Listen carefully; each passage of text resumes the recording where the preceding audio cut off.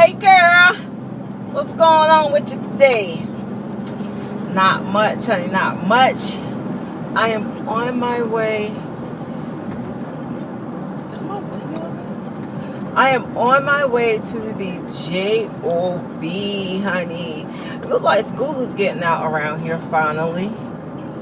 And y'all, it's like a breath of fresh air when school is out for the summer around here because, the traffic is so much lighter. Oh my goodness. Let me turn the radio off. The traffic is so much lighter. And I can tell, it look like they having a little stuff going on today because, what's today? Well, no. Thursday is the last day. I'm looking at a sign here, but I guess they got little graduations and things like that going on. And I went to eat lunch with Tootie yesterday. And y'all, Tootie is growing up so much. Oh my goodness. It was so, I looked at my baby yesterday, y'all. And first of all, Tootie forgot her lunch yesterday, okay? So the school called and left me a message and was like, she didn't have her, because she has to pay for her food, but she forgot her food and she didn't realize she didn't have any money in her account at school. So I wasn't in my office, but I heard my phone ring. So when I went to my office to get my phone, I saw the school and called the school back. Well, I listened to the message. And it was like, Denaya forgot her lunch money today. And she doesn't have any in her account. So we'll just give her a pack of crackers. No, the heck you will not give my baby no pack of crackers. My baby will not sit there and eat no crackers for lunch. Absolutely not. So I took her lunch over to school and I just sat there and ate with her. And it really broke my heart, y'all, because think about the children that, let's say their parents don't have any money. And just because you have to pay for just because you don't get free lunch and you have to pay for your food does not mean that you will always have money. I mean, I guess that's the way to see it. Because what happened is my daughter works at the prison, so she can't take her cell phone into work, so she didn't have her phone. And to his dad, he was at work, so he didn't get his phone. But my thing is, you mean to tell me, now this is a child that pay for their food all the time, have money in their account all the time, or not even let's not even think about that part. You mean to tell me that you would let a child sit there hungry in the lunchroom looking at other children eat food while they eat a pack of crackers?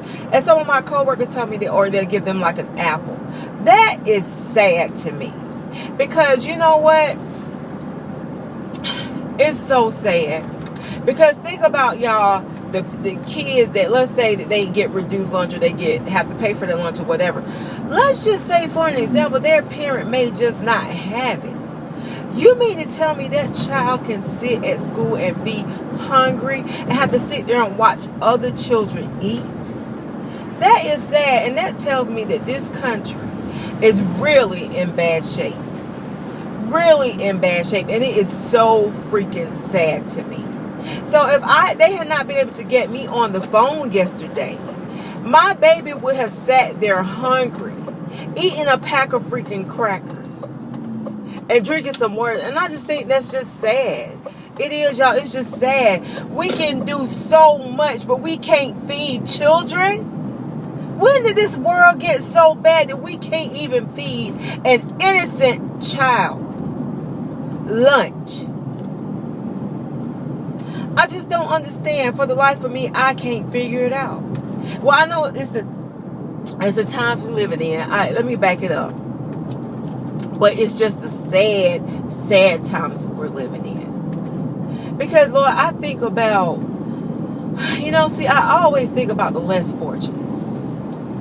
I always think about the less fortunate. Because God says that the poor we will have with us always. But it's sad because people, it's just sad that we can let people be hungry. We can let children be hungry. But think about all the food that's thrown away in this country every day. Food is thrown in the trash can. Think about the clothing stores that they can't sell stuff, so they zero stuff out. They throw it in the dumpster and dare you to go back there. I worked at Cato's, and it disturbed my heart because where I worked at, it was a lot of people, homeless people, like in the area, not far from there, whatever. We had people, y'all, like in certain areas living in the woods. You have a lot of people like living in the woods. So you mean to tell me, and when we would have to zero out those clothes and those shoes, do you know we would have to cut them up? You have to cut them up. You have to make them so nobody can use them. And that is a shame. That is a shame. And that breaks my heart. That we have so many people in this country without clothing, without shoes, without coats, without shelter. But we got all these empty houses everywhere. We got all this land. And that's just, it blows my mind, and it's sad. And everybody that is homeless or hungry is not an addict. And even if they are, what's the problem? Feed the addict. If you got the money, you got the food, feed them. So what? Because you know what? It's by God's grace and mercy that a lot of us, that the majority of us, I'm going to say that all of us are not an addict, are not somewhere out on the street with nowhere to live or without food. Let's just be realistic. It could be us. One of my testimony songs is, "It could have been me. Thank you, Lord, for all you've done for me." And that is my testimony song, because let me tell you something. You are never, I'm talking to you, and I'm talking to myself too. Both of us, all of us. Never get so high on your horse that you cannot feel for the other person. You can't feel for your brother or your sister. And your brother and your sister can be anybody. Your mom or your parent or your father did not have to have them or adopt them. Never get so you can't feel for people and their circumstances and their situation, because before you leave this earth, you never know where you would be. So I don't know, it just really strikes my heart and my nerves and my everything when it just seems that nobody cares about the person that's sleeping on the street. Nobody cares. And the truth is, y'all, we could be that person. We could be that family that has no food to feed their children. So let's think about that. And if you work for a company that you do throw away things, or you do, talk to them. Sometimes you could a lot of times it ain't nothing you could do with your manager, but maybe you could go, over their head or whatever to say, hey, can we donate this stuff? And I'm talking about donate to like a homeless shelter or something. Don't donate to these, these thrift stores where they sell everything. No, ma'am. Donate Salvation Armies where they give stuff free. Churches. We as the church, and sometimes it's us. We are the church. We need to realize that we are the church. We need to get busy. And I'm talking to myself too. Y'all, I said we need to get busy in just going out on the street. Sometimes you might see somebody. Sometimes you might see somebody, you might be out on the street. Just gather up some clothes one day. Gather up some toiletries. And go downtown. I'm sure if you go into your towns, you will find somebody that needs something. You will. You can tell they'll be walking the street. You know when people need food. You know when people need stuff. Let's reach out more. Outreach ministry. Get out of ourselves and be about God's business. And that's what I'm going to challenge myself to do for the rest of this year, really for the rest of my life, is to be about God's business and making a change in one person's life. You could change one person's life. If you could brighten one person's day, make one person smile, feed one person, then hey, just if everybody fed one person, if everybody clothed one person, and how much better would this world be? Because God don't bless us that we hold it to ourselves. He blesses us that we are givers. He blesses us that we will go and be a blessing to somebody else. So let's get about our Father's business. I'm challenging myself to get really on the stick about my Father's business. You know, sometimes we as Christians get complacent. Christians and just people in general, because let me back that up. I'm not going to say just Christians, because you know what kills me is that I see people a lot of times pointing their fingers at Christians, but what are you doing yourself? That's a good question. What are you doing? Don't come talking to me about what Christians don't do and what Christians do. What do you do? Boo-boo. Yeah, let's just stop that. What do you do? What do we do? Because it ain't just Christians that can make a change. I don't care if you're the devil. You can make a change in somebody's life. If you're the devil, be a good devil and go help somebody else. Can you do that? Because you got some devils around here that think that they so...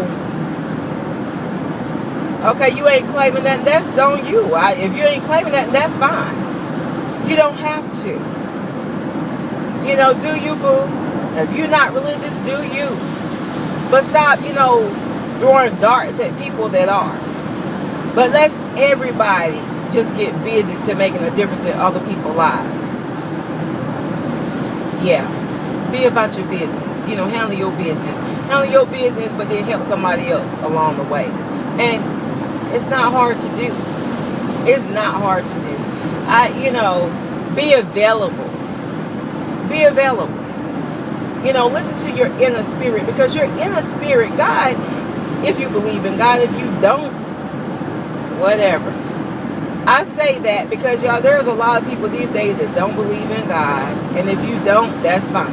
They don't believe in Jesus. They don't believe in God. They don't believe in nothing but doing what they want to do.